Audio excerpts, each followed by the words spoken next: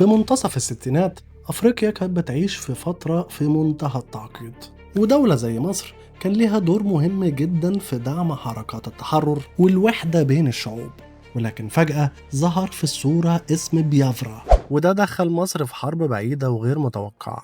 أهلا بيكم في 5 جنيه. لو دخلتوا دلوقتي على جوجل مابس وكتبتوا اسم بيافرا مش هتلاقوا أي حاجة، لكن الدولة دي كانت موجودة فعلا من 60 سنة بس، وتسببت في مشاكل كبيرة جدا بين دول كتير. لكن ايه دولة بيافرا دي وليه ظهرت فجأة وايه علاقتها بمصر؟ خلال القرن ال19 بريطانيا كانت مستعمرة دول كتير جدا، ونيجيريا كانت واحدة من الدول دي.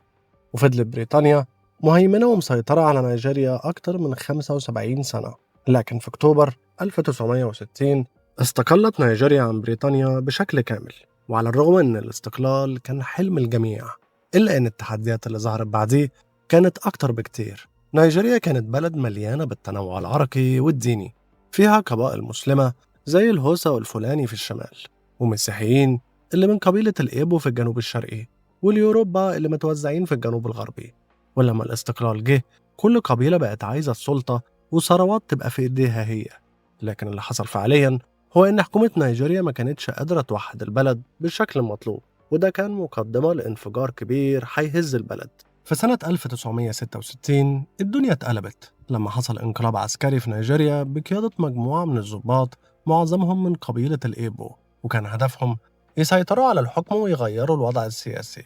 وفي الانقلاب ده اتقتل مجموعة من كبار المسؤولين والضباط النيجيريين من الشمال، وده أشعل الغضب في نفوس الشماليين اللي شافوا إن الإيبو بيسيطروا على الحكم وبيهمشوا بقية القبائل. رد الفعل كان عنيف جدا، وبدأت مذابح جماعية ضد الإيبو في الشمال، وده أدى لهروب أكتر من 1,000,000 شخص من الإيبو للجنوب الشرقي، المنطقة اللي كانوا بيسيطروا عليها تاريخياً. الغضب والانقسام في البلد وصلوا لذروتهم، وبدأت فكرة انفصال الجنوب الشرقي عن بقية نيجيريا تترسخ في عقول قادة الإيبو.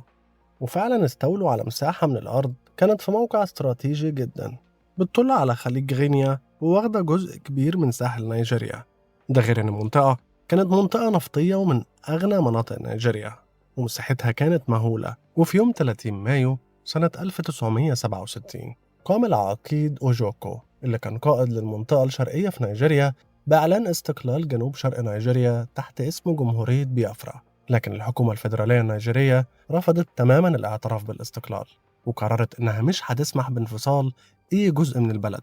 ومن هنا بدأت الحرب الأهلية النيجيرية اللي هتدخل فيها مصر وتلعب دور كبير جدا. والحقيقة إن الناس دول كانوا مدعومين جدا من الغرب، وده اللي كان مقوي قلبهم بشكل جامد. وطبعا بريطانيا كانت حاطة عينيها على النفط، وخصوصا إن في الوقت ده الشرق الأوسط كله كان ملتهب بشكل ملحوظ، وقناة السويس كانت مقفولة، وده أكبر ناقلات النفط إنها تستخدم طريق رأس الرجاء الصالح. وطبعا الموضوع ده رفع ثمن النفط كتير جدا، وعشان كده بريطانيا كانت أول وأكبر المؤيدين لجماعة الإيبو. ده غير فرنسا والبرتغال اللي دخلوا على الخط كمان، وكله كان داخل يجامل بريطانيا. وعشان كده مش بس أيدوا بيافرا، دول مدوها كمان بالسلاح، وتم تصنيفها دولة ساعتها، وبقى ليها تمثيل دبلوماسي، وبقى ليهم عاصمة ونشيد وطني وعملة وليلة كبيرة. لكن بالرغم من كده أغلب الأفارقة ما سمعوش عنها تماما، والسبب في كده إن عمر الدولة دي أولا عن آخرا ما جابش 3 سنين. وبعد ما بيافرا أعلنت استقلالها وقامت حرب أهلية في نيجيريا، والحكومة النيجيرية كانت عايزة تخضع مجموعة الإيبو دول بأي شكل ليهم، وفعلا حاصروهم واشتبكوا معاهم. وبالرغم إن الغرب كانوا مؤيدين بيافرا، لكنهم وقتها كانوا منهكين في مشاكل تانية كتيرة. أمريكا كانت مشغولة في أزمتها مع فيتنام، وبريطانيا والأوروبيين كانوا مشغولين في المشاكل بتاعة الشرق الأوسط بعد نكسة 67. وعشان كده تأييدهم ليهم كان ضعيف شوية، مجرد معدات حربية وأسلحة بيبعتوها وخلاص. وطبعا المجتمع الدولي طنش نداءات الحكومة النيجيرية تماما، وعشان كده الحكومة النيجيرية قررت إنها تتصرف بنفسها، وأصدروا أوامر للقوات المسلحة إنهم يتجهوا لمدينة إينوغو اللي هي عاصمة بيافرا. لكن بسبب المساعدات الغربية بيافرا هي اللي انتصرت في البداية، لدرجة إن قواتهم كانت على وشك إنها تقلب الترابيزة عليهم وتدخل لاجوس عاصمة نيجيريا نفسها. وعشان كده قررت نيجيريا إنها تطلب المساعدة من مصر، وده كان قرار غريب جدا وقتها.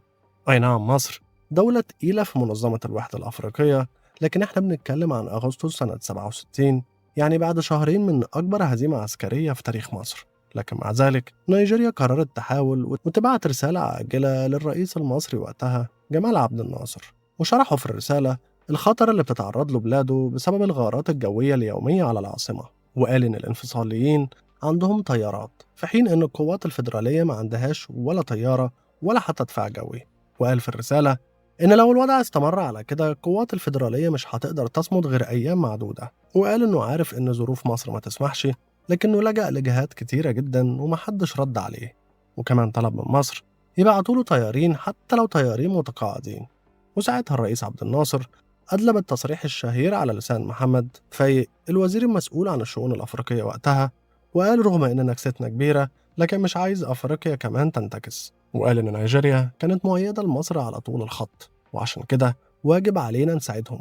بالإضافة إن المسؤولين في مصر اعتبروا إن نجاح بيافرا اللي بيساعدها الكيان اللي ما يتسماش معناه تمدد للكيان في أفريقيا. وبناء عليه قررت مصر إنها تستجيب لطلب نيجيريا، وبعتت بشكل سري طيارات ميج 19 وميج 17. وفعلا بدأت الطيارات المصرية تملأ أجواء العاصمة لاجوس، واللي تواجدها أدى لاختفاء طيارات بيافرا وانتهاء الغارات نهائيا. بل إن الطيارين المصريين ضربوا مطار بيافرا نفسه ووقفوه نهائيا عن العمل. وده معناه انقطاع الإمدادات العسكرية لبيافرا، واللي كان أغلبها بيوصل عن طريق الجو.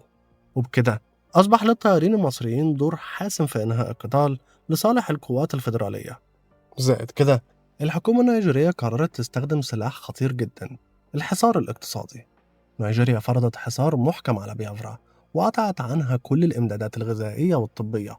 والحصار ده كان الهدف منه إنها تخنق بيافرا اقتصاديا وتجبرها على الاستسلام. واللي حصل كان أسوأ بكتير.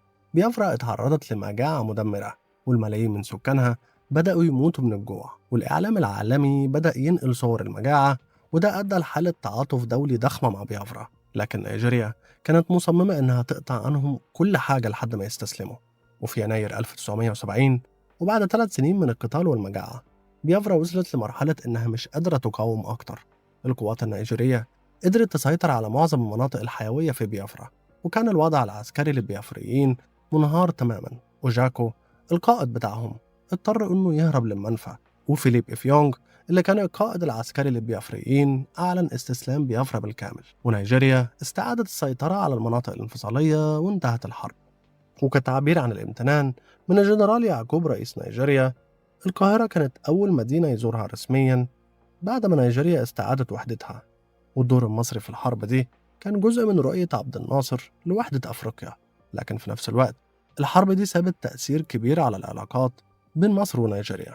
من فضلكم اعملوا لي لايك وسبسكرايب واستنوني في حلقات وقصص أقوى مما تتخيلوا.